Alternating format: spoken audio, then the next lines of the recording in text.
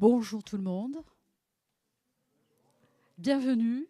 Au nom de la direction générale de l'école, Madame Alice Guillon et l'ensemble de l'équipe de direction, nous vous souhaitons vraiment la bienvenue encore une fois et surtout le plaisir et la joie de passer une très belle journée parmi nous. Vous avez eu ce courage de quitter vos révisions, mais nous allons d'une certaine façon réviser en géopolitique notamment, et pas seulement, puisque nous nous retrouverons en début d'après-midi après le déjeuner pour une présentation du programme Grande École que j'ai le plaisir de diriger depuis un peu plus d'1 an. Et puis surtout, une préparation, hein, c'est bien un prépadé, une préparation au CV projectif et puis plus largement à l'entretien de personnalité et de motivation. Sans plus attendre, avec honneur et joie, j'ai le plaisir de vous annoncer la création ou une innovation qui va nous permettre de révéler les ambitions académiques du programme Grande École. Cette innovation s'appelle Ingénium.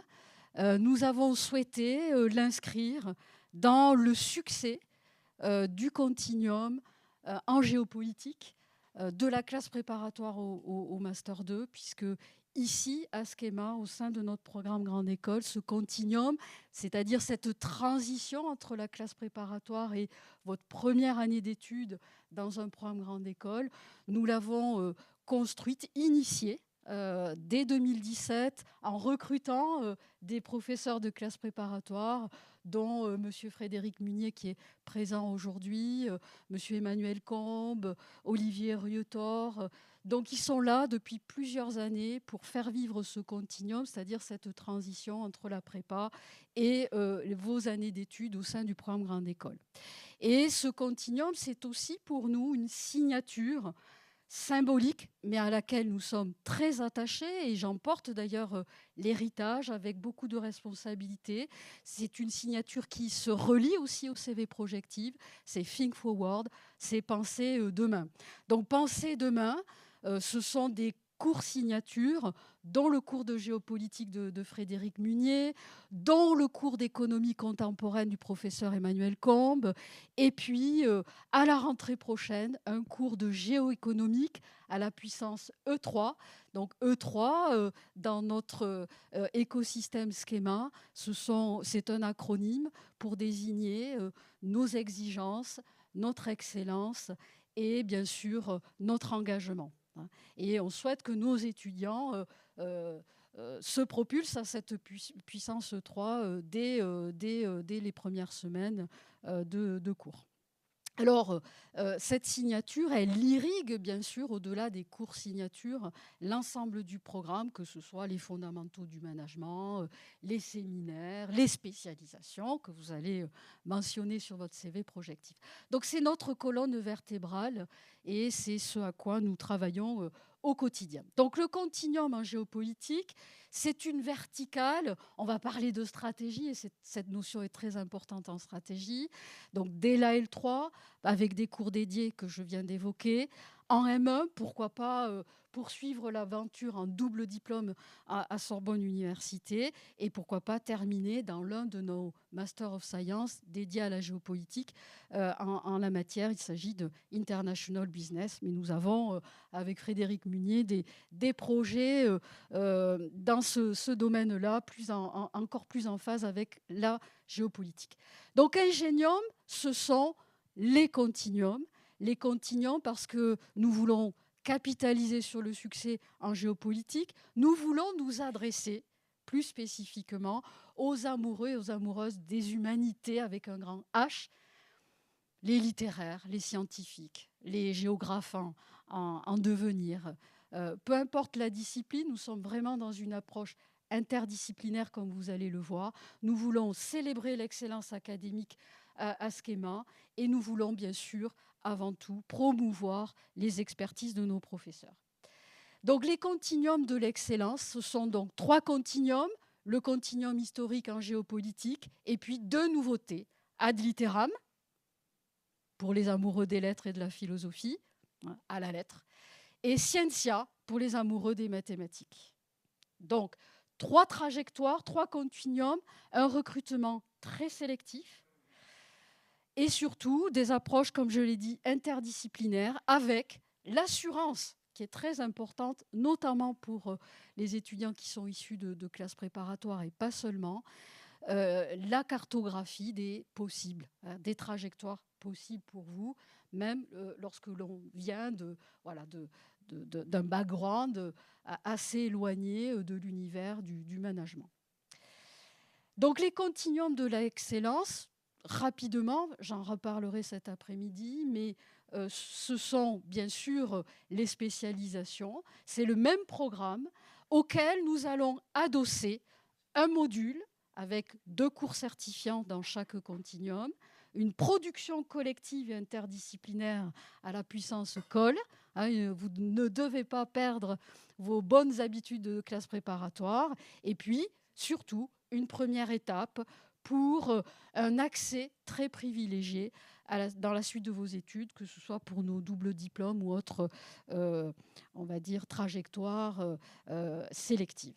Donc voilà la cartographie. Donc vous avez sur votre droite le programme traditionnel dont j'ai hérité et qui aujourd'hui va en quelque sorte être sublimé par ces 3 continuums. Donc des spécialisations, des cours fondamentaux, des séminaires, etc. Donc ça, c'est la partie commune à l'ensemble de la promotion. Et puis, pour les étudiants qui auront pour ambition de rejoindre un des 3 continuums, après un processus de sélection assez drastique, eh bien, vous aurez cette possibilité à la fois de choisir une spécialisation comme vos camarades, mais aussi et surtout de suivre 2 cours certifiants qui permettront de marquer votre CV, qui sera plus projectif à ce moment-là, mais qui vous permettra aussi de vous démarquer, de mettre en avant vos spécificités, vos compétences. Et puis un finish à la fin du semestre, un grand challenge, un grand oral en format call, et on compte sur nos professeurs de classe préparatoire pour bien orchestrer ce challenge. Vous aimez le défi, vous êtes des sportifs de haut niveau, vous aimez la compétition, eh bien, il y aura cette compétition pour terminer en beauté et vous composerez des équipes de 3 étudiants, un par continuum. On est très attaché ici à Schema, à l'interdisciplinarité et pour la vivre pleinement, il faut la travailler en équipe. Donc voilà pour Ingenium dans les grandes lignes. Et la conférence à laquelle nous vous avons convié, c'est l'illustration quasi pure et parfaite de ce que nous cherchons à faire dans ce nouveau dispositif. Croiser les regards, et rien de mieux qu'une ancienne élève de classe préparatoire comme vous, Delphine, Mathilde Guillon, et un professeur de classe préparatoire au lycée Saint-Louis, Frédéric Munier, pour porter ces 2 regards, à la fois la géopolitique. Encore une fois, nous célébrons le succès du continuum en géopolitique, mais aussi et surtout la stratégie, parce que comme vous l'avez vu dans ce schéma directeur d'Ingenium, la stratégie sera présente en tant que spécialisation en L3 dans les 3 continuums. Donc, il nous paraissait intéressant de croiser ces 2 approches pour vous offrir une conférence d'actualité sur la stratégie à l'âge de l'incertitude. Et comme le disait Edgar Morin, et d'ailleurs, vous nagez un petit peu en incertitude en ce moment, nous traversons donc des océans d'incertitude avec des archipels de certitude. Nous espérons que cette journée dédiée aux classes préparatoires soit aussi un archipel à partir duquel vous allez construire quelques certitudes qui vous rendront plus fortes pour traverser les océans des oraux qui vous attendent à partir du mois de juin. Donc sans plus attendre, Mathilde Guillon, et là j'ai le bon prénom en tête, oui, mais voilà, c'est une autre perspective, on va dire. Et Frédéric Munier, merci à tous les 2.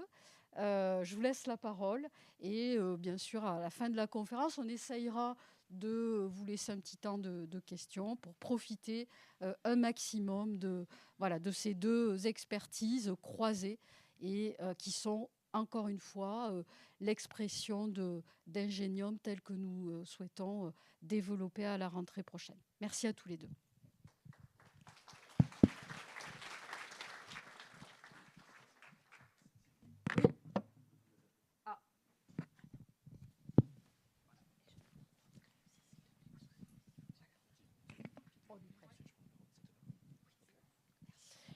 Voilà, bonjour, bonjour à tous.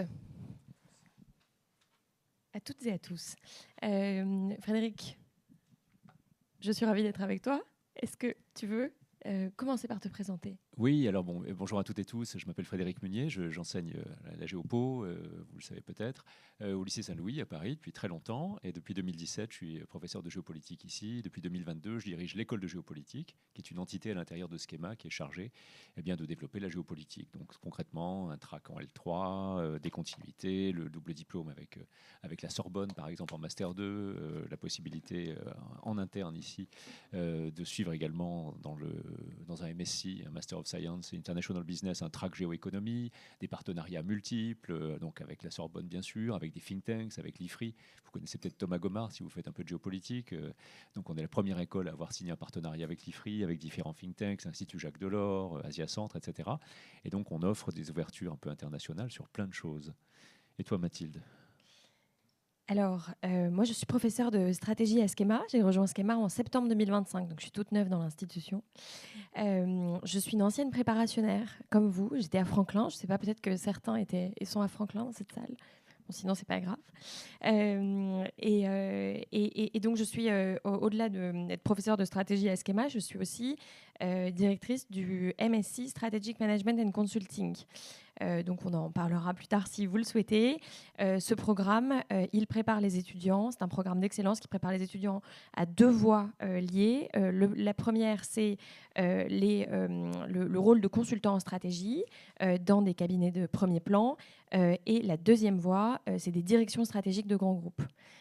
Donc c'est un programme très sélectif, avec beaucoup d'ambition. Vous verrez peut-être dans quelques jours des annonces assez excitantes au sujet du développement de ce programme. Et en plus de mes activités, je collabore étroitement avec des cabinets de conseil en stratégie de premier plan. Et je suis ravie d'être aujourd'hui avec mon ancien professeur, puisque Frédéric était il y a quelques années, mon professeur. Et donc, nous sommes absolument ravis d'être avec vous aujourd'hui et d'être ensemble pour cette conférence, la stratégie à l'âge de l'incertitude. Frédéric, je te donne la parole, puisque tu vas commencer. Merci. Alors, on a fait une conférence d'abord pour vous présenter, Sylvie vous l'a dit tout à l'heure, pour vous présenter ce qu'est le continuum. Vous savez tous et toutes que, j'en sais quelque chose, vous allez avoir des certificats. Vous savez, lorsque vous serez diplômé d'une grande école, n'importe laquelle, vous aurez en outre un certificat breveté par la conférence des grandes écoles. Pour ceux qui sont parmi vous qui faites quelque chose avec des maths, de liberal arts. Et pour les littéraires, il y a des littéraires ici, des cagneux. Voilà, alors vous aurez un certificat de humanities, d'humanité. Comme ça, vous pourrez un peu faire comprendre à l'international ce que c'est que d'avoir fait une classe préparatoire. Donc, c'est des certificats qui viendront s'ajouter à vos diplômes. Et s'il y a ces certificats, c'est parce que vous êtes en fait dans une voie qu'on connaît très bien depuis le Moyen-Âge. On enseignait ça, par exemple, dans mon lycée à Saint-Louis, il y a 800 ans. Les arts libéraux. Les arts libéraux, c'est les sciences humaines plus les mathématiques. En gros, c'est ce que la majorité d'entre vous font en prépa. Eh bien, le continuum prépa grande école, c'est l'idée qu'au fond, en école aussi, évidemment, on vous apprend un certain nombre de sciences sociales qui vont vous permettre de passer de choses très abstraites, c'est ce qu'on fait en classe prépa, on donne du savoir fort, à du savoir beaucoup plus appliqué. Et alors, pour éviter la disruption que vous allez tous connaître dans quelques mois, lorsque vous allez arriver en école, eh bien, il y a une dizaine d'années, Schema Business Schools, en la personne de sa directrice générale, Alice Guillon, a décidé de lancer avec les profs de prépa des réunions de continuum, prépa grande école, pour montrer que ce n'est pas 2 plus 3 avec une césure, c'est 2 plus 3 intégrés dans une continuité. Et afin de vous la montrer, je crois qu'on est la seule école à faire ça, eh bien, on a décidé de vous faire une conférence justement à 4 mains, 2 voix, de continuum entre ce que vous avez fait en prépa, et on va vous montrer comment ensuite, eh bien, on va le tirer. Alors que les cours que je fais ici ne sont pas tout à fait des cours de prépa, il y a plus de recherche, plus de prospective. En prépa, on arrête les dissertations généralement, sauf quand on pense à la désoccidentalisation. Bon, je suis en train de corriger les copies. Donc, en général, la dissertation s'arrête à aujourd'hui. En école, on pense à hier, on pense beaucoup à aujourd'hui, on pense beaucoup à demain. Et avec Mathilde, eh bien, on va essayer de vous montrer, de vous réfléchir dans le monde dans lequel on est aujourd'hui, dans le monde dans lequel on va demain, et à ce moment-là, quelles décisions stratégiques on peut prendre. Pour vous le dire autrement, c'est à la fois une conférence qui illustre la philosophie de Schema, du continuum, c'est aussi une conférence qui, on l'espère, va vous aider dans vos oraux, parce qu'on va vous donner quelques grilles de lecture, on espère, sur le monde qui vient. Alors, je vais démarrer, et puis ensuite, je laisserai la parole à Mathilde. Au fond, je vais essayer de vous faire un panorama de ce qui est en train de se passer, et Mathilde réfléchira avec vous en se disant, mais dans ce panorama désordonné, comment prendre des décisions stratégiques lorsqu'on est une entreprise aujourd'hui. Vous voyez un petit peu l'idée ? 2 personnes, 2 parties, ça va changer, hein. Oui, pas de 3 parties. Alors, est-ce qu'on est en démondialisation, en ordre, en désordre, où en est-on ? Au fond, c'est la question d'aujourd'hui. Alors, je vais commencer, une fois n'est pas coutume, dans une école, par une citation de Lénine. Et oui, vous voyez, il y a des décennies où rien ne se passe, il y a des semaines où des décennies se produisent. C'est un petit peu le monde que nous réserve Donald Trump, vous voyez, hein, chaque jour change. Alors, comment faire là-dedans ? C'est ce que je vais essayer de voir. Je vais vous dresser une tragédie en 5 actes. Voilà, acte 1. Voilà le monde dans lequel on est. Est-ce qu'on imaginait un jour, c'est une couverture récente, hein, janvier-février, là, 2026, est-ce qu'on imaginait un jour, vous voyez, une couverture de The Economist nous montrant Donald Trump, en fait, en Vladimir Poutine, hein, vous avez déjà vu peut-être ces photos quand Vladimir Poutine arrivait encore à marcher, n'est-ce pas ? Eh bien, on le voyait torse nu, faire la chasse à l'ours, hein, regardez, vous verrez, torse nu. Et là, on nous présente un Trump finalement poutinisé. Est-ce qu'on imaginait un jour qu'un président des États-Unis serait russifié ? C'est quand même le monde dans lequel on vit. On vit, c'est le titre de l'acte 1, dans un monde nouveau. Alors pourquoi est-ce que le président est russifié ? Pour plusieurs raisons. C'est parce que les États-Unis, c'est un immense paradoxe. Les États-Unis ont fondé en 1945 ce qu'on appelle généralement l'ordre international libéral, c'est-à-dire un ordre, pas mondial, puisqu'à l'époque c'est la guerre froide qui commence, mais un ordre international autour de valeurs libérales. Et ces valeurs libérales, c'est évidemment 44, Bretton Woods, le FMI, le libre-échange, 47, le GATT, l'ONU, qui était garante normalement de la paix, et puis l'OTAN, à partir de 49, un traité donc, militaire garanti par les États-Unis. Or, qu'est-ce que font les États-Unis de Trump aujourd'hui ? Et c'est ça le nouveau monde, hein, j'enfonce une porte ouverte, on voit ça tous les jours depuis 1 an. Eh bien, c'est à gauche ici, vous le voyez, ils sont en train de rompre, en tout cas d'affaiblir très très fortement l'OTAN, et puis à droite, eh bien, ils s'attaquent à la globalisation et au libre-échange. C'est quelque chose de quand même tout à fait étonnant.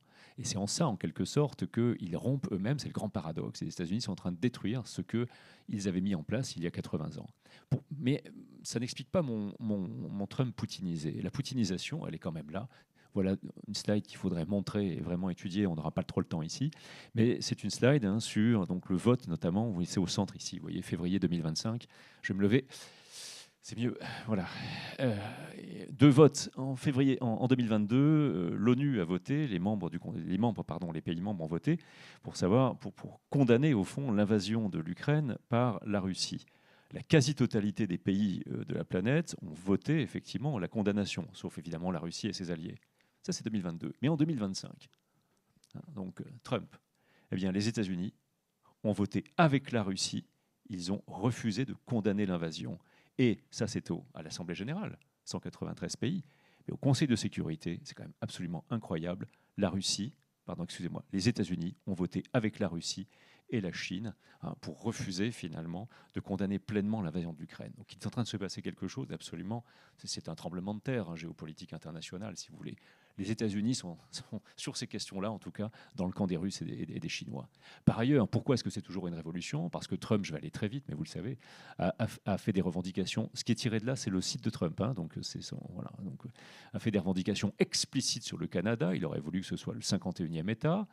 Et puis des revendications explicites, vous le savez, sur le Groenland, qui est un pays qui appartient au Danemark. Et donc, Trump a menacé un pays de l'OTAN, c'est-à-dire de la coalition dont il est lui-même le garant. On entre dans un autre monde. Mais alors, pour le comprendre, le monde d'aujourd'hui, vous avez compris, qui est un monde en révolution, il faut faire un tout petit flashback et revenir aux causes, au fond, de la politique de Trump. Trump a été élu en 2024 sur un programme, un MAGA, qui est un programme, ce slogan de MAGA, c'est le slogan Reagan 81. hein, America is back, mais si vous regardez, vous verrez, vous avez des macarons de Reagan, 1980, campagne, MAGA, Make America Great Again. C'est une ancienne, au fond, au sein du camp républicain. Néanmoins, chez Trump, je crois que, ça, je vais vous montrer une ou deux slides, on a dû... Avec Mathilde, on a préparé ça, on a dû couper pour aller à l'arête, pour aller à l'essentiel. J'aimerais vous montrer au fond ce qui est derrière ce Make America Great Again. Si j'avais une seule slide à montrer pour vous faire comprendre la gravité de la situation, la perception qui a poussé les électeurs à voter pour Trump, c'est celle-ci. Vous avez un document ici qui vous montre les gains cumulés de PIB par habitant de 90 à 2018, c'est-à-dire, pour ceux qui connaissent un peu ça, c'est l'hypermondialisation, 90, 2008, quasiment jusqu'à aujourd'hui. C'est l'entrée en très très forte mondialisation. Et donc, quel est le pays qui a le plus gagné en gains cumulés? La Chine. Le PIB par habitant, vous voyez, sur cette période, a bien augmenté de plus de 600%. C'est énorme. Et où sont les États-Unis? Mais ils sont là. Là. Ils n'ont pas perdu à la mondialisation, mais relativement à la Chine, ils ont beaucoup moins gagné. Et donc la perception américaine, c'est, pour beaucoup d'électeurs, la Chine nous a aplatis et on s'est fait avoir. Et je prends des termes très, très propres. Vous savez que Trump s'exprime de manière beaucoup plus grossière, voire vulgaire. Bon, donc voilà. Donc au fond, la perception aujourd'hui qui prévaut aux États-Unis, c'est qu'ils ont été les dindons de la farce, pour ne pas dire les cocus de la mondialisation. Et la peur, évidemment, derrière, c'est celle-ci. Je vous conseille à tous et toutes, c'est sorti en français, ce bouquin de Ray Dalio, que vous fassiez de l'économie, de la géopolitique. C'est un livre sur... Donc j'ai extrait une statistique ici sur l'ordre mondial. Vous voyez ici, depuis 1500 à peu près, les grandes périodes avec les grands leaders hégémoniques. Alors bien sûr, on a notre Chine jusqu'au 15e siècle, et puis ensuite, les grands pays européens, l'Espagne au 16e, les Pays-Bas au 17e, le Royaume-Uni, et puis aujourd'hui, les États-Unis qui sont la grande puissance dominante. Mais vous voyez ce qui est en train de se passer. La peur des États-Unis aujourd'hui, c'est que la mondialisation ait profité surtout à la Chine et qu'il soit déclassé. Et c'est cette peur du déclin qui explique en grande partie la politique de Donald Trump. Voilà pourquoi l'Empire contre-attaque. Alors, vous voyez, ce document qui est là, il a été fait, il vient du site officiel de la Maison-Blanche. Vous savez, pour le 4 mai, la fête de Star Wars, Donald Trump s'est maquillé en je ne sais quoi, on dirait un site en fait. Et Trump, eh bien, est à l'assaut du monde, très très manifestement. Ce que je veux vous dire, c'est que derrière les positionnements erratiques de Donald Trump, derrière ses comportements versatiles, changeants, il y a tout de même une ligne directrice. La ligne directrice, c'est la prédation. Pour que les États-Unis redeviennent grands, il faut de la prédation. La prédation, c'est par exemple l'opération Absolute Resolve sur le pétrole vénézuélien. Vous savez que le Venezuela, c'est les premières ressources de pétrole du monde, conventionnelles, 17% des ressources devant l'Arabie Saoudite. Et vous savez qu'ensuite, après avoir pris Guillaume Maduro, eh bien, Trump a offert l'exploitation du pétrole aux majors américaines. L'idée derrière, pour Trump, c'est de prendre de la pleine propriété sur des territoires pour rendre l'Amérique grande à nouveau. De même, alors bon, là, il commence à mesurer l'ampleur de sa faute stratégique. Mais vous avez ici, si vous voulez, les bombardements récents. Il a voulu faire la même chose en Iran. À chaque fois, c'est faire d'une pierre deux coups. Je prends un territoire, je mets la main sur le pétrole, et il se trouve que ce territoire alimentait mon ennemi, la Chine. Le Venezuela livrait énormément de pétrole à la Chine. La Chine était le premier acheteur de pétrole vénézuélien. De même pour l'Iran. Voilà, alors bon, ça a donné d'autres choses, vous le savez. Ça n'a pas donné tout à fait ce que Trump pensait. Il pensait qu'il s'en tirerait avec l'Iran comme le Venezuela, une opération courte, la fin du régime. Ce n'est pas du tout ce qui s'est passé. Mais il y a une rationalité qui est à l'œuvre là-dedans, qui est de retrouver des marges de manœuvre, mettre la main sur des ressources, priver la Chine de ses ressources. Dans le même temps, Trump, l'Empire contre-attaque, eh bien, a lancé une autre guerre, non plus des guerres réelles, militaires, je veux dire, mais une guerre commerciale tous azimuts, avec les droits de douane. Donc vous voyez, ce monde changeant, où on a un Trump finalement qui est pas très pro-démocrate, un Trump finalement qui casse l'ordre ancien, un Trump qui revient sur le libre-échange, tout ça tire sa rationalité dans le fait que les républicains, en tout cas trumpistes, estiment que l'empire américain est menacé aujourd'hui, menacé par la montée de la Chine. Et donc ce revirement finalement, cette propension qu'il a à dire que l'OTAN doit payer elle-même, que les pays européens doivent davantage contribuer à l'OTAN, de mettre la main sur des ressources, elle trouve son origine là-dedans. Mais alors est-ce que Trump, acte 4, est en train de détruire la mondialisation ? Bon, ça, c'est ce que disent beaucoup de journaux en France qui aiment bien ce thème, c'est la fin de la mondialisation. Vous voyez que même The Economist a été tenté de titrer ça il y a quelque temps, au revoir à la mondialisation. Dans les faits, et là je pense à vous, que vous fassiez de l'éco ou de la géopo, Faites attention avec ce thème, hein, vers la fin de la mondialisation. Pour l'instant, non. Alors, vous voyez, là, je vous donne deux trucs très sérieux. À gauche, c'est un article de Foreign Affairs hein, qui a 2 ans. Brad Setser, c'est un très très grand économiste. Et il montre, tous les chiffres le montrent, on ne vit pas du tout la fin de la mondialisation. D'ailleurs, en 2025, le commerce de marchandises a fait plus 4,6%. Donc, c'était supérieur à la croissance mondiale. Donc, la mondialisation continue. Et d'ailleurs, quand on retire les variations de prix, hein, vous voyez en bleu, hein, c'est les valeurs nominales, donc c'est le taux d'ouverture, hein, donc les exports sur le PIB. Et c'est l'évolution du taux d'ouverture. Quand le bleu, c'est les valeurs nominales, donc il y a de l'inflation. Quand vous retirez l'inflation en prix constant, vous vous apercevez une chose, c'est que grosso modo, depuis 2008, depuis la crise des subprimes, le taux d'ouverture hein, n'a pas du tout bougé au niveau de la planète. Qu'est-ce que cela veut dire? Ça veut dire que ça ne démondialise pas du tout. Vous connaissez sûrement ce mot, ça slobalise plutôt, hein, slowbalization, une mondialisation au ralenti. Qu'est-ce que ça veut dire? Eh bien, ça veut dire qu'on a connu une très très grande période d'ouverture économique depuis les années 50, et que depuis 2008 à peu près, eh bien, l'ouverture reste très élevée, mais il n'y a plus d'accélération. Vous avez fait un peu de physique, peut-être, vous connaissez la différence entre le vecteur V et le vecteur A. Le vecteur A, c'est l'accélération. Hein, quand vous passez de 0 à 130 km/h, l'accélération est très forte. Quand vous êtes à 130, le vecteur A est nul. Il n'y a plus d'accélération, mais vous êtes en vecteur V à 130. Eh bien, il y a eu un très fort vecteur A, et depuis 10-15 ans à peu près, eh bien, il n'y a pas de démondialisation, il y a une stagnation, si vous voulez, du taux d'ouverture. Mais on reste à des niveaux élevés. Vos vêtements ne sont pas made in France. Hein, et ça a peu de chances de le devenir.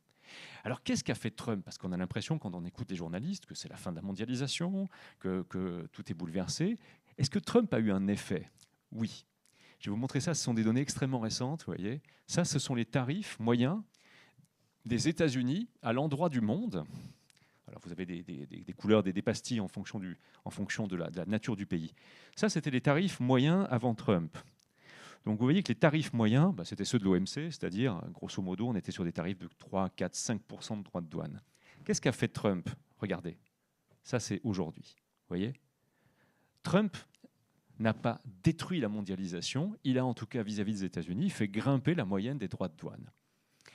Mais c'est que les États-Unis qui ont fait ça. Le reste du monde reste en libre-échange. Les États-Unis, c'est que 13% des exportes et 14-15% des importes. Hein. Donc, il a effectivement dénaturé la mondialisation que son pays avait promue finalement il y a à peu près 80 ans, bien sûr, mais il ne l'a pas détruite. Qu'est-ce que cela veut dire? Ça veut dire que nous vivons la fin de la mondialisation telle que nous l'avons connue. Mais on n'est pas en post-globalization, on n'est pas en deglobalization. C'est une mondialisation d'un nouveau type dans lequel le pays qui en était le garant eh bien, met à mal la logique de libre-échange. C'est vrai, c'est vrai. Alors à la fin, parce que l'idée de Trump, je vous l'ai expliqué, si le monde a changé, c'est que Trump estime que la mondialisation a affaibli les États-Unis et qu'il est dans une politique qui devra, selon lui, permettre aux États-Unis de redevenir très forts. Alors je trouvais cette caricature très très drôle, vous voyez, hein, puisque à part Trump, personne ne croit à la politique de Trump. Hein. On a vu le sommet en Chine qui vient de se passer, qui a quand même été une humiliation absolument incroyable. Trump est sorti avec aucune garantie de rien. Il était très content de ses discours. Les Chinois sont morts de rire. Vous connaissez cette phrase qu'on attribue parfois à Sun Tzu et qui est de Napoléon.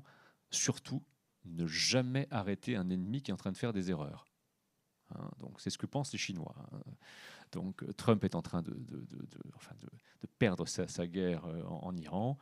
Dans ces conditions, eh bien, surtout ne pas l'arrêter. Surtout ne pas l'arrêter. Pourquoi je vous dis qu'à la fin, c'est pour ça que c'est une tragédie pour les États-Unis, hein, indépendamment de ce qu'on en pense. À la fin, ce sont les États-Unis qui perdent. Pourquoi? Eh bien, parce que malgré la politique de tarifs très fort qui devait permettre aux États-Unis, je cite Trump, de ne plus être pillés, violés, eh bien, le déficit commercial a explosé en 2025. Jamais il n'a été si fort. Pour une raison très simple, hein, les États-Unis ne sont pas une machine qui produise. L'industrie américaine ne produit pas assez, les Américains consomment. Donc ils continuent d'importer au reste du monde, avec des droits de douane plus élevés, mais ils continuent d'importer. Et ils exportent pas assez. Donc la politique de Trump a donné le plus grand déficit commercial de l'histoire américaine l'an dernier, 2025. Et si on ajoute à ça eh bien, le fait que cette politique, j'adore cette couverture de Foreign Affairs il y a quelques mois, hein, vous voyez le point de Trump, alors vous voyez peut-être mal ici, mais qui est aux États-Unis, vous voyez, qui provoque une onde de choc. La couverture, vous voyez, le centre des États-Unis ne tiendront pas le choc Trump. Eh bien, si on ajoute au fait que cette politique a été jusque-là un échec économique, vous savez que l'inflation repart aux États-Unis, la croissance baisse, et que ça c'est de l'économie, mais mon domaine de spécialité, c'est la géopolitique. Si vous voyez que dans le même temps, cette politique s'accompagne, vous voyez, d'un néo-impérialisme sur le continent, la doctrine Donroe, comme l'a surnommé Trump, des menaces évidemment sur l'OTAN. Plus personne ne croit à la parole américaine. Il change d'avis tous les jours, il s'engage avec l'OTAN, puis un mois plus tard, il explique qu'il laissera la Russie envahir un pays de l'OTAN si le pays n'a pas payé, etc. Le soutien explicite à Poutine, j'avais démarré là-dessus et je finis là-dessus. Et puis, au fond, vous voyez, la pratique de l'humiliation, ce qui s'est passé l'an dernier, vous vous en souvenez encore, dans le bureau ovale, lorsque Zelensky a été complètement humilié par Donald Trump. C'était une scène littéralement pornographique. La pornographie, c'est quand vous montrez des choses qui relèvent de l'intimité que vous ne devriez pas montrer. Zelensky humilié, mais c'est arrivé 150 fois dans l'histoire que, dans le cadre de négociations à huis clos, il y ait des discussions extrêmement dures. Mais jamais on ne mettait une caméra là-dessus. Trump est quelqu'un qui, de fait, génère aujourd'hui en tout cas, un refus, si vous voulez, face à sa personne. Et puis l'enlisement de la guerre en Iran, qui est en train d'avoir aujourd'hui des conséquences absolument catastrophiques, géopolitiquement, elle radicalise une partie du Sud global, économiquement, la montée du prix du baril. C'est pas seulement que le prix du baril monte, c'est que si ça continue, on va commencer à manquer d'énergie. Tout n'est pas question de prix, c'est une question de quantité aussi. Donc si on ajoute à cela tout cela, les États-Unis sont en train aujourd'hui, non pas de redevenir grands, comme le voulait Trump, mais de s'affaiblir. Et là, vous voyez, c'est pas moi qui vous le dis seulement, voilà un article de The Economist. Que se passe-t-il lorsque l'hégémon tombe, lorsque la puissance hégémonique disparaît? C'est une question qui se pose avec acuité aujourd'hui aux États-Unis, que beaucoup de penseurs américains mettent en avant. Et avec, vous savez très bien, ces aléas de l'histoire, l'histoire est dialectique, le fait que Trump a été élu par un certain nombre d'Américains qui pensaient qu'il allait rendre la fierté aux États-Unis, et qu'en accomplissant sa politique, on est dans un nœud tragique atlantique, et en accomplissant cette politique, en fait, il arrive au résultat inverse. Il est en train de réduire son pays. Le déficit commercial a augmenté, géopolitiquement, le pays s'est affaibli, et il risque en fait d'accélérer le cycle de déclin dans lequel ils sont. Et à la fin, regardez, ça encore, c'est le Financial Times, ça. Donc c'est pas tout à fait un journal qu'on peut accuser d'être communiste ou anti-Trump, si vous voulez. Regardez un peu, ce sont des articles assez récents. Qui tirent les marrons du feu? Ce sont finalement les deux grandes puissances révisionnistes, celles qui entendent réviser l'ordre mondial, qui selon eux les troupes américains, les États-Unis, la Chine. Alors dans un monde cul par-dessus tête, dans un monde dans lequel le pays qui était garant de la démocratie, de l'ordre mondial, du libre-échange, renonce à la démocratie, au libre-échange et à l'ordre mondial. Renonce à la démocratie. L'Institut Videm, Variety of Democracy, qui note les démocraties tous les ans, pour la première fois, en 2025, les États-Unis n'ont pas été classés comme démocratie libérale. Les États-Unis ne sont plus une démocratie libérale. Donc un pays qui était garant de cela et qui ne l'est plus, et qui tourne le dos à ça, si la puissance hégémonique, garante de l'ordre, provoque le désordre, si la puissance hégémonique garante de la démocratie n'est plus une démocratie, si la puissance hégémonique garante du libre-échange ne suit plus le libre-échange, on se retrouve, parce qu'elle est encore hégémonique et très puissante, dans un monde profondément chaotique et désordonné. Alors évidemment, dans ces circonstances, qu'est-ce que peuvent faire les entreprises? Avant de laisser la parole à Mathilde, je voudrais vous dire quelque chose. Dans le monde dans lequel moi j'ai grandi, il n'y avait pas besoin de faire de géopolitique quand on était en école. Pourquoi? Il y avait des gentils et des méchants. Il y avait une carte en bleu, une carte en rouge. Il y avait les communistes et les capitalistes. Et comme on ne commerçait pas avec les communistes, il n'y avait pas de souci à se faire. Alors ok, il y avait une crise tous les 20 ans. Cuba, machin, truc. Mais fondamentalement, ça n'impactait pas le business. Le business se faisait entre les pays de la triade. On était amis solidaires. À partir du moment où le monde devient global, multipolaire, interconnecté et qu'il y a une arsenalisation de l'économie, les entreprises sont prisonnières d'un contexte géopolitique sur lequel elles n'ont pas beaucoup de prise et pourtant au sein duquel elles doivent prendre des décisions. On a donc besoin de managers qui hybrident les matières, qui fassent de l'éco, de la strat, de la sociologie des entreprises, de la géopolitique, bien sûr. Et on a voulu illustrer cela. Donc je vais laisser la parole à Mathilde, après ce panorama un peu anxiogène. Mais c'est l'époque qui est comme ça. Vous allez nager dans un monde d'incertitude et avec la formation qu'on prodigue à Schema Business School, notamment dans tout ce qui est stratégie, Mathilde est bien placée pour ça, on va essayer de vous donner des grilles de lecture pour savoir comment s'orienter afin de former des managers augmentés, capables de prendre des décisions en milieu incertain. Voilà. Mathilde, floor is yours. J'en fais bon usage. Merci Frédéric pour... je pense qu'en effet, on a un peu le vertige dans la salle après ce panorama qui fait le point sur des alliances qui se défont, un commerce mondial qui est fragmenté. Et puis, donc merci infiniment. Moi j'aimerais qu'on se pose une question ensemble aujourd'hui. C'est que lorsque vous êtes un dirigeant d'entreprise ou un manager et que vous faites face à ces évolutions, comment est-ce que vous pouvez penser votre stratégie, élaborer votre stratégie? Que faites-vous face à tout cela? Alors, ce que je vous propose, c'est peut-être avant qu'on parle de stratégie, je pense que vous n'avez pas encore eu véritablement de cours de stratégie d'entreprise, et ça tombe bien parce qu'on est là pour ça en école. J'aimerais qu'on revienne sur ce qu'est la stratégie et les origines de la stratégie. Alors, la stratégie, c'est un concept militaire. Ça vient du grec stratégos, donc le général, et donc l'idée, c'est de pouvoir disposer des forces dont on a besoin pour gagner sur un champ de bataille. Donc il y a 2500 ans, Sun Tzu parlait de stratégie dans l'art de la guerre. C'est aujourd'hui un ouvrage que beaucoup de dirigeants d'entreprise lisent encore. En période de doute, on a tendance à revenir aux fondamentaux. En 1832, Clausewitz va aussi parler de stratégie sous l'angle de la coordination des moyens pour atteindre un objectif politique. Et puis plus tard, lors du siècle dernier, dans les années 50, 60, 70, on va avoir cette application de ce concept militaire au monde de l'entreprise, au business. Alors Harvard va créer les premiers cours de stratégie. Des cabinets de conseil en stratégie comme McKinsey et BCG vont créer des outils qui sont aujourd'hui enseignés et que vous allez pouvoir utiliser en tant que manager ou alors critiquer, on le verra. Et après, vous avez deux figures importantes. Je vous invite à retenir les noms si vous ne les connaissez pas encore. Très importante pour les fondations de la stratégie. Michael Porter, en 1985, il va théoriser l'avantage comparatif, donc pour expliquer comment surpasser ses rivaux.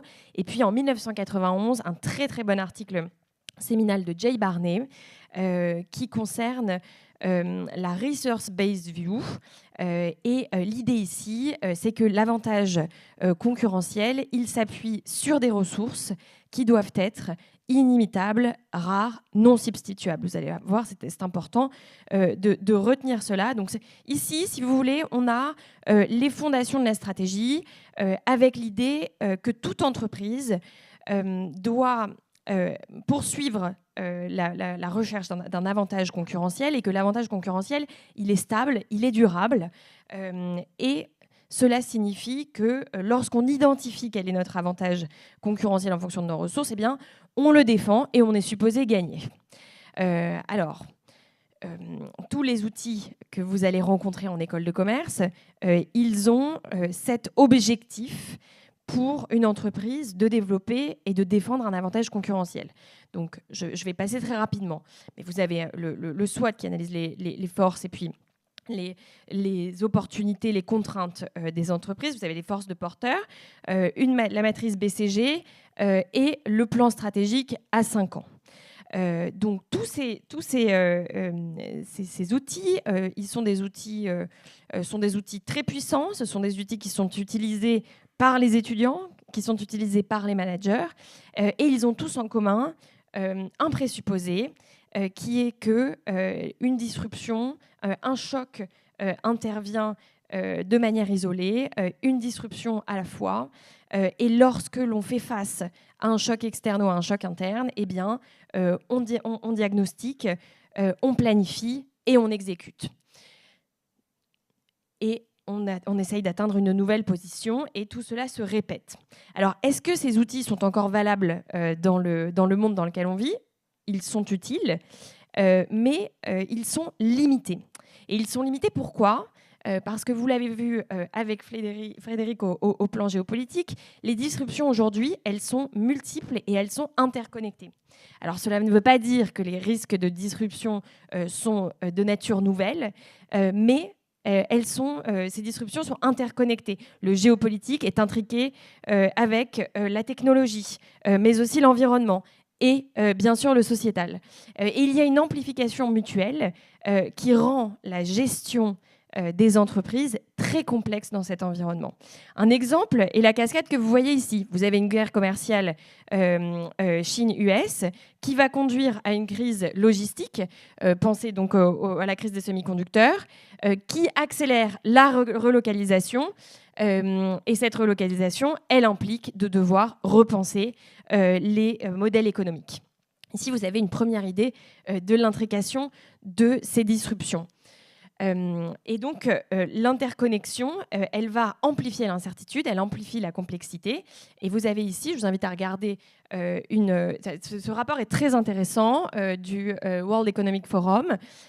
Vous avez chaque bulle qui représente un risque et chaque ligne qui montre un lien.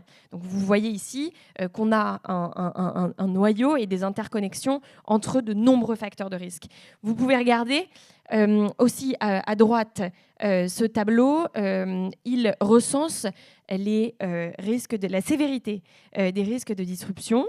Et vous pouvez voir qu'aujourd'hui, les principales préoccupations, elles sont technologiques, sociétales et géopolitiques. Si vous regardez le même tableau une année auparavant, vous verrez qu'il y a plutôt des risques technologiques, il y a plus de bleu.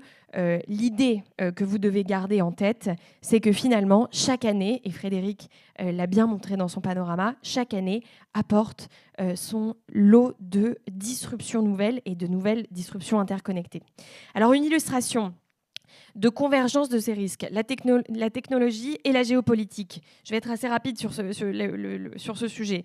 L'IA est un moteur d'innovation, c'est aussi une menace sécuritaire. Et aujourd'hui, la problématique, c'est qu'on a des réponses qui sont fragmentées, des régulations nationales ou alors par région, et qui posent problème pour les entreprises multinationales en particulier. C'est-à-dire qu'on a besoin d'une adaptation locale, ce qui pose évidemment des contraintes importantes dans la gestion des grandes entreprises multinationales que nous connaissons. Vous pensez aussi à la souveraineté numérique. Le contrôle des données déstabilise également la gouvernance des multinationales. Et enfin, les technologies émergentes, ce sont de véritables opportunités pour les entreprises. Pensez à la blockchain, mais aussi elles présentent d'importants risques cyber.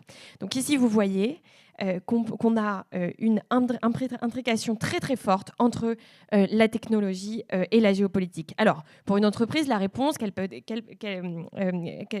comment peut-on formuler une réponse, eh bien, la souveraineté technologique dans l'objectif de dérisquer les chaînes de valeur et une plus grande collaboration avec des partenaires de confiance et moins des partenaires qui sont simplement sur la chaîne de valeur.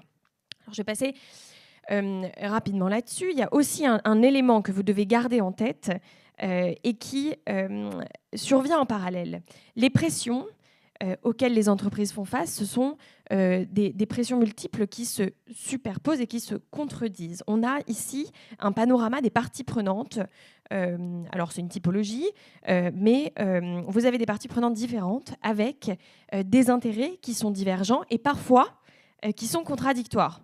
Alors, les investisseurs veulent du rendement, mais les ONG veulent une plus grande considération de la RSE et du climat. Les régulateurs veulent de la conformité, les consommateurs, eux, veulent un meilleur prix, plus d'éthique et davantage d'innovation. Et les employés, quant à eux, ils ont vocation à avoir plus de raisons d'être, de meilleures conditions de travail, tandis que les gouvernements, eux, insistent sur la souveraineté. Donc les entreprises évoluent dans cet environnement extrêmement complexe. Et comment est-ce qu'ils perçoivent la complexité de leur environnement ? Eh bien, ce rapport de BCG Executive Perspective l'année dernière, il y a eu à peu près 500 dirigeants qui ont été entendus, qui ont répondu à des questions. 40% d'entre eux, ils se sentent très peu préparés, voire pas préparés du tout, face aux potentiels futurs chocs. Et les années qui précèdent ont déjà eu leur lot de choc. Pensez évidemment à la crise sanitaire, à la crise des supply chains ou encore au raz-de-marée technologique et aussi social que représente ChatGPT. Donc face à cela, comment les entreprises réagissent, comment les dirigeants réagissent? Eh bien, ils vont regarder avec attention et commencer à anticiper quelles peuvent être les évolutions réglementaires et puis en particulier les tarifs commerciaux. Ils investissent aussi de manière massive, près de 90% d'entre eux investissent dans les outils d'analyse avancée et puis naturellement l'intelligence artificielle. Il y a 5 ans, les préoccupations auraient pu être évidemment très différentes. Donc le constat qu'on peut faire, c'est qu'on a un rythme de disruption qui est extrêmement soutenu et qui va conduire les dirigeants à repenser en continu leur stratégie. Donc on ne pense plus à son plan stratégique qui doit évoluer et qui doit être renouvelé tous les 5 ans. On est dans une adaptation continue. Pourquoi ? Et je pense qu'on arrive au cœur du sujet. Aujourd'hui, l'avantage concurrentiel dont je vous parlais il y a quelques minutes, il n'est plus durable. Ici, vous avez un graphe qui est issu d'un papier, alors attention, un papier de 2005 de Wiggins et Rueffli, qui va analyser un proxy pour la durée de l'avantage concurrentiel, qui est la performance supérieure des entreprises dans toutes les industries. Alors qu'en fait, il regarde la performance supérieure sur 25 ans de 6772 entreprises dans 40 industries.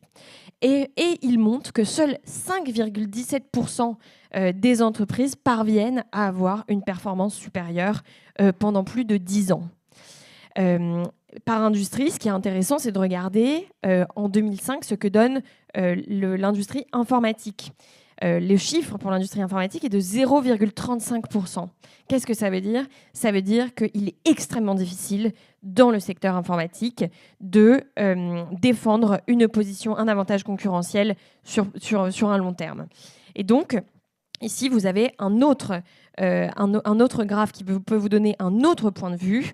Il s'agit d'un graphique InnoSights sur la durée de présence des entreprises du S&P 500. Alors, le S&P 500, c'est les 500 plus grandes entreprises américaines. Et vous voyez ici qu'il y a que les entreprises passent de moins en moins de temps dans le classement S&P 500. Et donc, ça veut dire que même les positions les plus importantes et qui rencontrent le plus de succès sont très difficiles à tenir.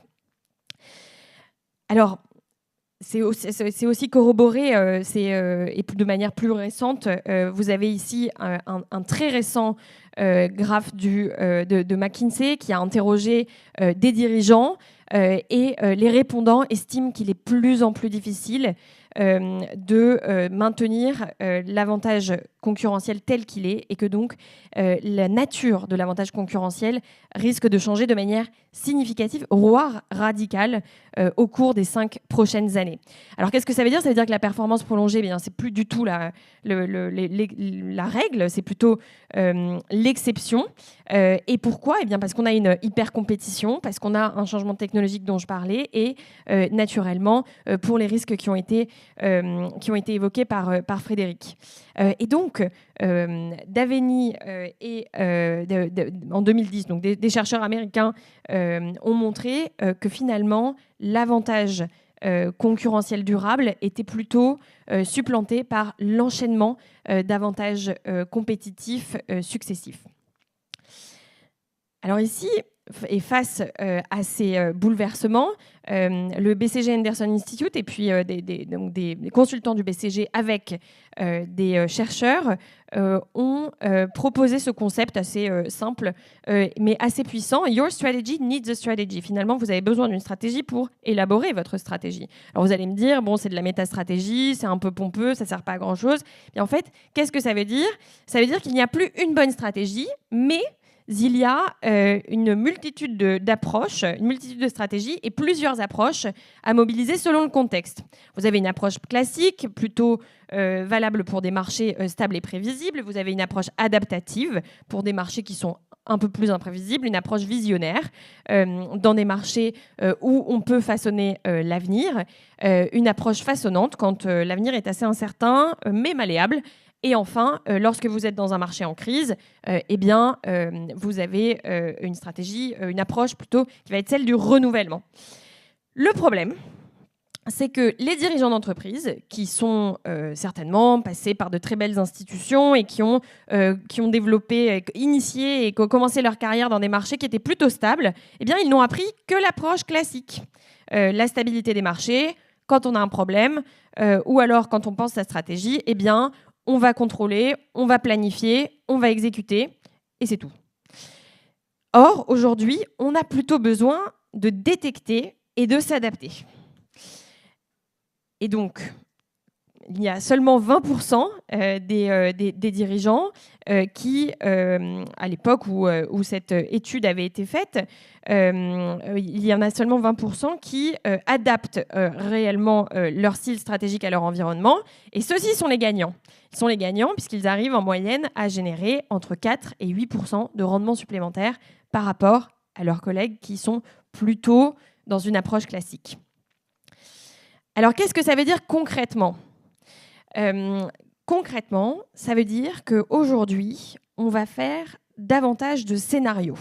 Ici, vous avez un super rapport qui vient de sortir il y a quelques jours, publié par le BCG Anderson Institute, donc qui est le bras de recherche, si vous voulez, du Boston Consulting Group. Ils ont publié ce rapport qui est plutôt macro, qui est assez peu focalisé sur l'organisation et sur l'entreprise. Mais en fait, ce rapport, il analyse différents scénarios pour le monde en 2050, avec l'objectif de donner des pistes à des dirigeants pour qu'eux-mêmes développent leurs propres scénarios et arrivent à rencontrer le succès dans cet environnement vraiment très déstabilisé. Alors, le plan stratégique classique, c'était ma deuxième slide, il est linéaire, il est plutôt stable, il est séquentiel. Aujourd'hui, on passe plutôt à du scénario planning. Pour vous donner une illustration, le type de mission des cabinets de conseil en stratégie de premier plan, qui étaient auparavant, pour les missions d'accompagnement stratégique, on avait des consultants qui préparaient avec leurs clients leur plan stratégique à 5 ans. Et disons que c'était un peu le cœur du job. Aujourd'hui, on n'est absolument plus dans cette approche-là. Aujourd'hui, les cabinets de conseil en stratégie de premier plan vont accompagner leurs clients dans l'élaboration de scénarios extrêmement fins. Et ça, c'est naturellement rendu possible grâce à la multitude de données dont on dispose aujourd'hui, qui permettent d'établir des milliers d'hypothèses et d'élaborer donc des scénarios qui sont hyper fins. Donc aujourd'hui, on abandonne cette idée de la stratégie comme étant planifiée, réglée au coup près et puis linéaire. Et on est dans un cycle itératif et une adaptation qui peut être une adaptation hebdomadaire, voire journalière en fonction des informations dont on dispose et qui peuvent affecter notre activité. Alors, qu'est-ce qu'on a comme outils finalement, si nos outils fonctionnent plus très bien ou s'ils sont limités, qu'est-ce qu'on fait ? Eh bien, aujourd'hui, on a davantage de pistes et des recommandations. La première, c'est la capacité à mobiliser et à remobiliser extrêmement rapidement les ressources. Et par ressources, je pense évidemment aux ressources financières, mais je pense aussi à des ressources qui sont intangibles, à des ressources physiques. Donc ceux qui gagnent, et ça c'est McKinsey le dit dans un rapport de 2026, ceux qui gagnent, c'est ceux qui sont capables de réallouer leurs ressources d'une année sur l'autre. On parle de ressources, on parle aussi de capacité. Si vous pensez au savoir, on doit avoir un renouvellement continu des capacités. Vous le verrez d'ailleurs, aujourd'hui, on a de plus en plus d'écoles, et puis nous, on fait partie, à Schema Business School, des pionniers à accompagner nos étudiants après leur diplomation en leur donnant des clés de lecture, en continuant à les alimenter en savoir, pour qu'ils puissent être extrêmement performants, qu'ils aient de la valeur et qu'ils puissent avoir les outils pour décoder leur environnement. Et puis, alors peut-être que vous vous en souvenez, je vous ai parlé de Jay Barney et je vous ai parlé des ressources qui doivent être inimitables, rares et substituables. La thèse de Barney, elle suppose que l'on dispose, que l'on est propriétaire de ces ressources. Aujourd'hui, on a plutôt une approche en faveur de l'orchestration de ressources. Finalement, les ressources, elles peuvent être en dehors de mon entreprise. Pourquoi ? Eh bien, pensez à toutes les organisations ouvertes, pensez aux plateformes, pensez aux écosystèmes. Les ressources peuvent se trouver en dehors des frontières de notre entreprise. Et donc, finalement, celui qui est gagnant, c'est celui qui est capable de les orchestrer plutôt que les posséder. Et enfin, l'investissement dans le capital relationnel. Alors, vous allez me dire, mais pourquoi est-ce qu'elle parle de capital relationnel ici ? Eh bien, finalement, ce qui permet de s'adapter extrêmement rapidement, c'est le fait, très lié à l'orchestration de ressources, c'est le fait de pouvoir activer des partenaires de confiance ou en tout cas des organisations qui sont pertinentes et qui sont de confiance pour faire face à des chocs. Et donc, ça peut être des entreprises qui sont présentes sur la chaîne de valeur, des clients, des fournisseurs, mais ça peut être aussi des partenaires stratégiques qui sont en dehors de cette chaîne de valeur, des communautés locales, des collectivités, d'autres collectivités territoriales, des think tanks, des institutions de recherche. Et donc, l'idée aujourd'hui que vous devez avoir, c'est que les organisations sont beaucoup plus ouvertes, ce qui est à la fois un facteur de risque, mais ce qui aussi, lorsque c'est bien orchestré, peut constituer une véritable source d'avantages concurrentiels. Qu'est-ce qu'il faut retenir en quelques mots ? Les disruptions sont systémiques et interconnectées. On a une véritable crise de turbulence interconnectée. Notre avantage concurrentiel, eh bien, sa nature est instable et en termes évidemment de scope temporel, il convient de penser plutôt à des avantages qui doivent être temporaires et contextuels. Et enfin, le stratège, le bon dirigeant du XXIe siècle, ce n'est pas celui qui possède, c'est celui qui orchestre bien. Je vous remercie pour votre attention.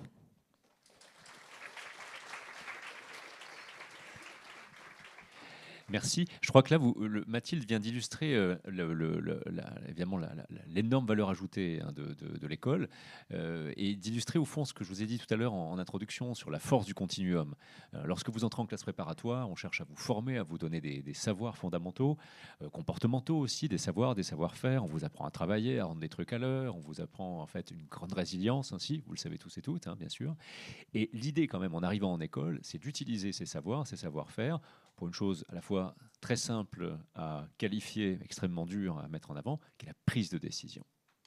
On forme des managers, on ne forme pas des historiens géographes, des économistes, des littéraires, on forme des managers, la prise de décision. Et vous voyez que pour faire de bons managers, eh bien, je crois que la formule magique, encore une fois, c'est ça, c'est 2-3 ans donc, très consistants, bien sûr, et puis ensuite, derrière, une formation. Alors, en plus, la force à Schema, évidemment, qui vous poussera à l'international, hein, les voyages forment la jeunesse, disait Montaigne, puisque on oublie souvent la deuxième phrase, hein, parce que quand on voyage, dit-il, on lime sa cervelle contre celle des autres. C'est très important. Donc, que Schema vous donnera la possibilité de vous déplacer de campus en campus, bien sûr, de campus nationaux, campus internationaux, vice-versa, la possibilité des stages, des MSI. Vous savez que vous sortirez doublement diplômé, à la fois de la grande école, hein, et puis également d'un Master of Science. C'est très important. Bref, en tout cas, la philosophie en quelque sorte de l'école, vous venez de l'avoir résumée là en quelques temps. On prend les acquis de la classe préparatoire, qui en prépa s'arrête en général à aujourd'hui dans les analyses, on le pousse pour comprendre le monde qui vient et on y adosse effectivement les sciences de gestion qui sont des sciences de prise de décision. Alors comme on ne veut pas simplement vous accabler, qu'il nous reste quelques instants, on se voulait savoir si vous aviez des questions, des remarques, des insultes. Et si la première question est la plus difficile, peut-être vous pouvez commencer par la deuxième tout de suite. Voilà, alors des questions sur ce que vous voulez, de la géopo, de l'éco, de la strate, l'école. Et en plus, Sylvie est encore là. Sylvie, tu es dans mon dos. Donc vous avez en plus la directrice du programme Grande École. Je crois que c'est... Attends, tiens. N'hésitez pas. Soyez pas intimidés non plus.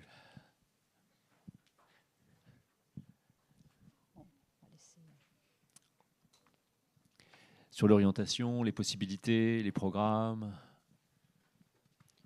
Sur la géopolitique ou la stratégie.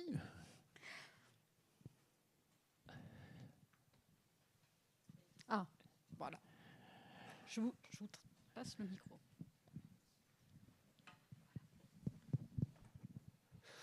Bonjour, j'aimerais vous poser une question, mais c'est plus sur le domaine des sciences dures ou plutôt des mathématiques. Est-ce que vous pouvez nous préciser ce que c'est que le secteur de la Kant, s'il vous plaît? On n'est pas dans le sujet de la conférence. Je ne sais pas. Alors, qu'entendez-vous par domaine de la Kant? Quantum computing, etc.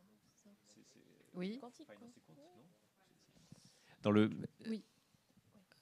Oui, enfin, il y a un track, qui s'appelle. Bon, en tout cas, il y a une voie qui s'appelle Finance and Quant. Alors, je pense qu'on l'abordera dans les détails. Oui, vous restez après-midi. Ouais. Ça fait partie de notre portefeuille de spécialisation dès la L3. Et cela nous permet de construire une trajectoire jusqu'à nos masters en finance, dont celui qui sera peut-être encore toujours cette année le 2e mondial. Voilà.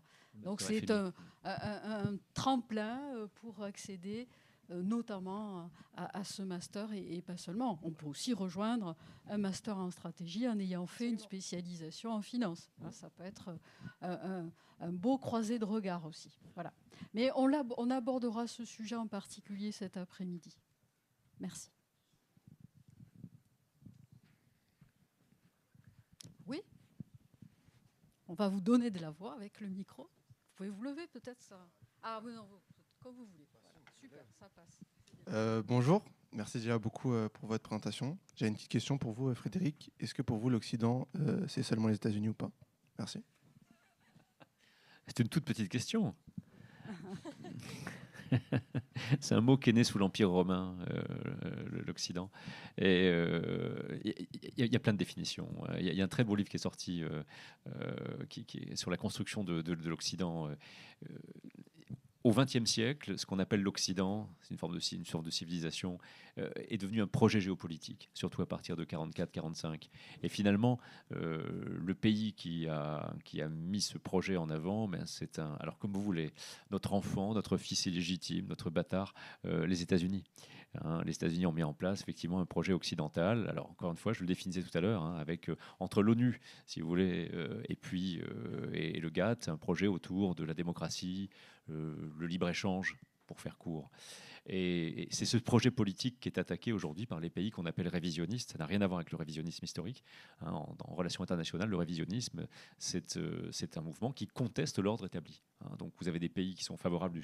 En relations internationales, on oppose les pays du statu quo, ceux qui trouvent que l'ordre actuel est très bien, et les pays révisionnistes. Et donc aujourd'hui, ce qui est en train de se passer, c'est que vous avez un certain nombre de pays révisionnistes, à la tête desquels vous avez la Russie, la Chine surtout, qui attaquent l'Occident comme projet géopolitique autour de la démocratie, les droits de l'homme, le libre-échange, si vous voulez. Vous voyez ?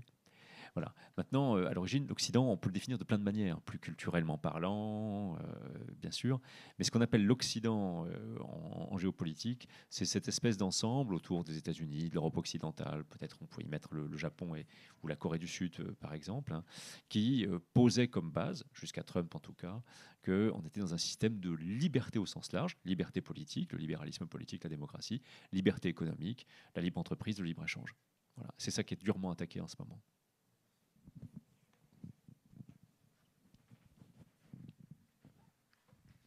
Bonjour, merci pour la conférence. Est-ce qu'il y a une différence entre le conseil en stratégie et le conseil en stratégie géopolitique, ou ça désigne un peu la même chose?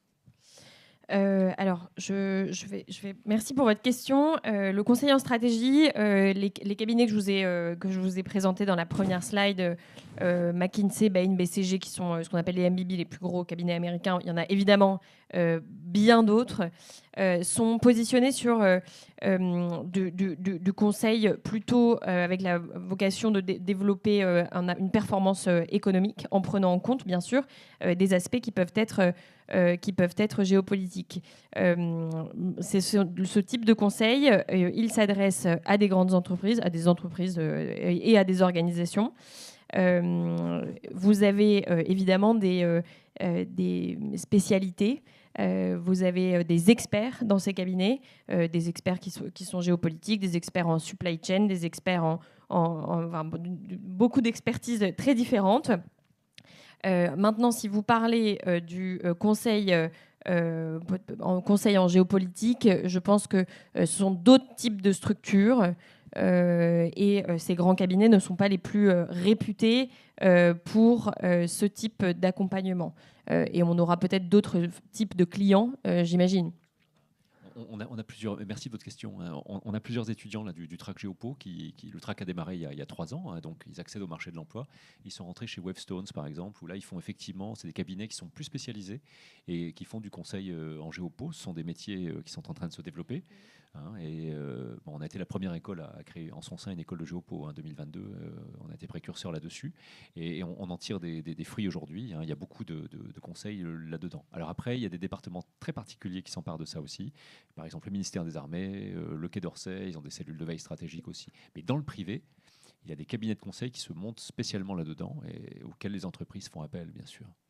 Donc c'est là que c'est intéressant d'hybrider, comme on l'a fait aujourd'hui, vous voyez, disons, une discipline de sciences humaines, pour faire court, la géopo, enfin, et puis une discipline de sciences de gestion, la stratégie.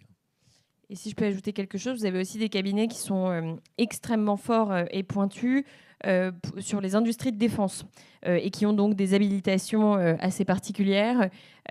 Aujourd'hui, ce sont des cabinets, je pense à un cabinet français qui s'appelle Eurogroupe, qui travaille beaucoup sur les industries de défense. Ils ont aujourd'hui davantage lorsqu'on pense à la souveraineté et donc au fait de confier des missions sensibles à des cabinets qui sont des cabinets avec une identité plutôt nationale. Aujourd'hui, eux sont en croissance absolument fulgurante, avec évidemment l'exportation, si vous voulez, de leurs méthodes et de leurs approches vers d'autres secteurs qui peuvent être impactés par des risques géopolitiques, ce qui n'était pas forcément le cas avant.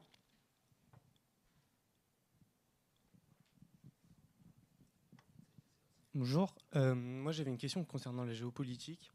Donc, vous avez montré que la polarisation du monde avait vraiment été impulsée depuis l'arrivée de Trump aux États-Unis. Mais est-ce que vous pensez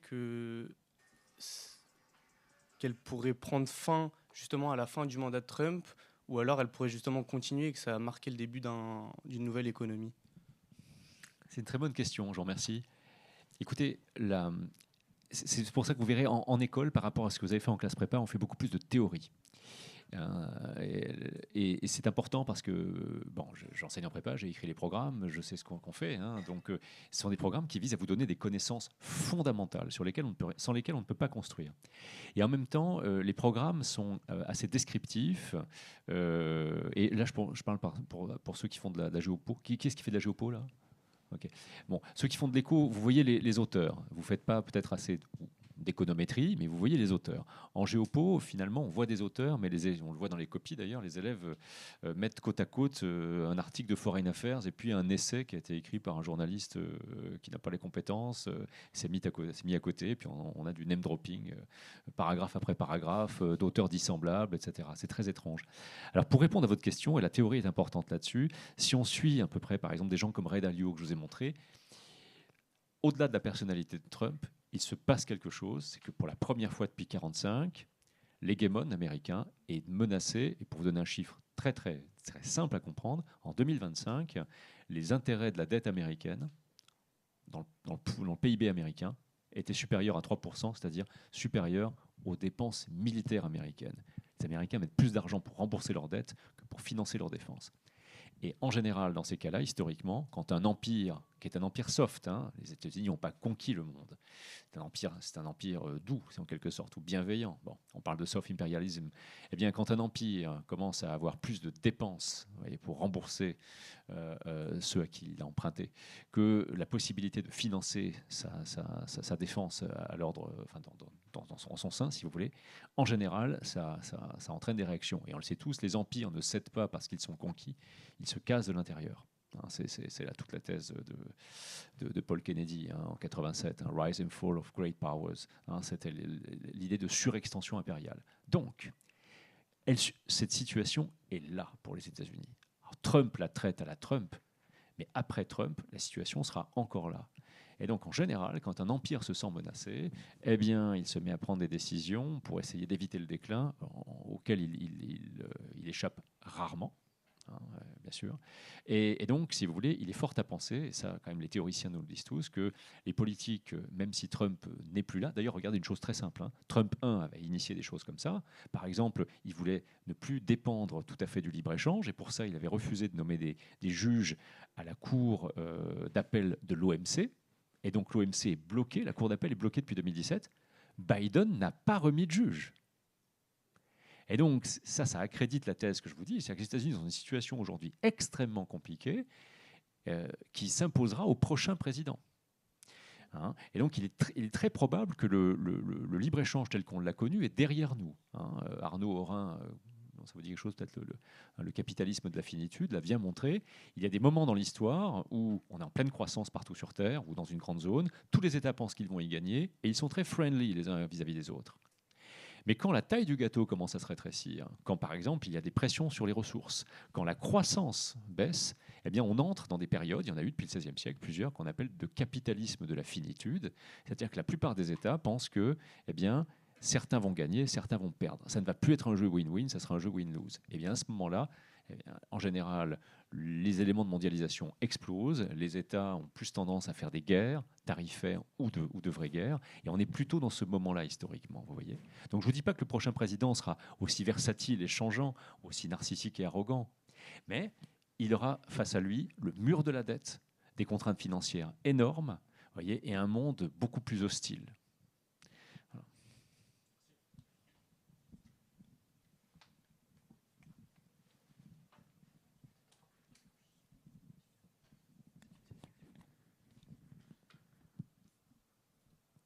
Bonjour, j'avais 2 petites questions par rapport au continuum.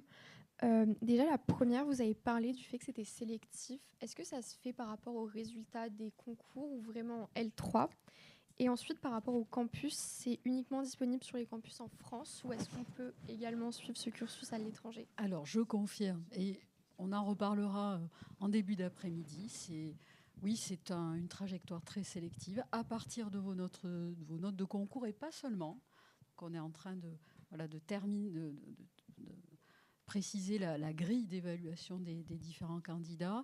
Et nous avons souhaité ces 3 continuums, et c'est déjà le cas pour la géopolitique, qu'ils soient hors des contraintes de lieu. Alors, ils ont un raccrochement géographique parce qu'ils seront pilotés par 2 professeurs, un professeur de classe préparatoire et un professeur de schéma enseignant-chercheur à Schema. Donc ce seront des duos qui vont piloter les 3 continuums. Je pense, Frédéric, on peut annoncer ton duo avec Sylvie Mattei de l'IFRI, qui rejoint Jacques Delors, qui rejoint l'école Schema à la rentrée prochaine. Donc là, le duo est déjà quasi en place. Sur Ad Literam, nous sommes en période de recrutement de la professeure de philosophie, agrégée de philosophie, diplômée d'HEC, qui sortira son premier roman à la rentrée. Voilà, elle n'a pas encore signé son contrat, donc je ne citerai pas son nom, mais voilà, c'est pour vous donner une idée de profil, et elle sera en duo avec... très certainement, Sophie Bott. Enfin, voilà. On est en plein casting en ce moment. Et sur la 3e partie, ce sera du côté de Sophia, parce que nous avons des relations avec l'université Nice-Côte d'Azur, très étroites.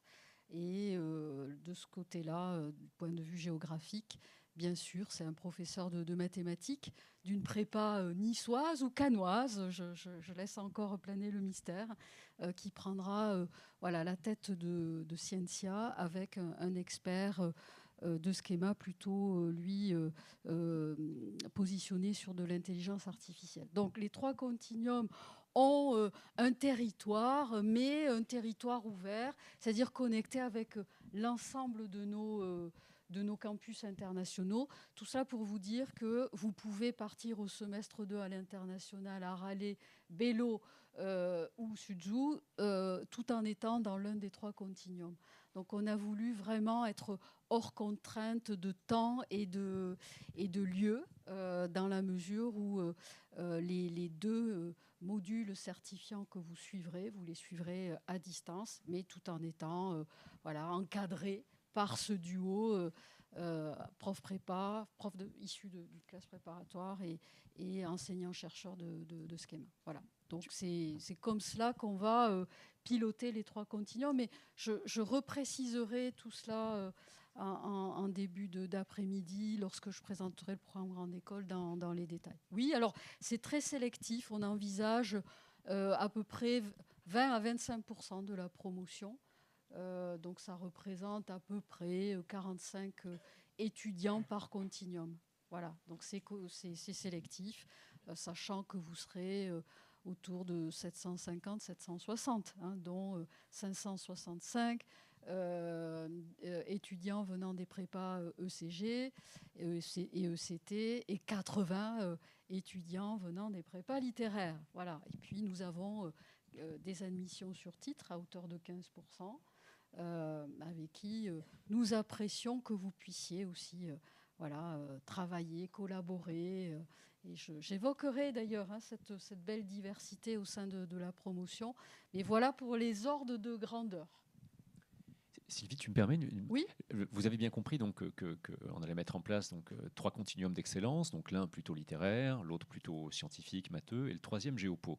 Mais je pense ici à ceux et celles parmi vous qui font de l'économie en se disant mais on est où je piloterai donc le continuum géopolitique avec Sylvie Matelli, qui sera prof à Schema, qui dirigeait l'Institut Jacques Delors, donc le plus grand think tank sur l'Europe en France, et qui est docteur en économie.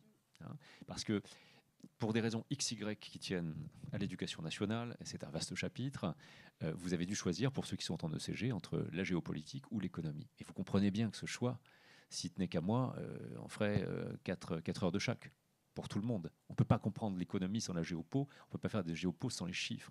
Et donc, dans le continuum qu'on a appelé géopo, Sylvie Matelli, elle, fait de l'économie, et d'ailleurs, elle pilotera en Master 2 un track Geoeconomics. Donc, en première année. Voilà. Et d'ailleurs, elle fera dès la première année de la géoéconomie. Oui. Genre, vous aurez un cours d'économie, vous aurez un cours d'économie, de géopo et de géoéconomie. C'est même plus précis, cher Frédéric, puisque à ce jour, dans nos cours de grands enjeux, ces cours signatures, nous avions de la géopolitique, de l'économie contemporaine, mais sous un angle très micro. Assez micro. Et Sylvie Mattei va nous amener un regard plus macro sur des sujets tels que la croissance, les inégalités sociales, etc. Et donc, c'est aussi pour nous l'occasion, dans le cadre de ce cours de géoéconomie, de vous initier, de vous former à la production de la connaissance.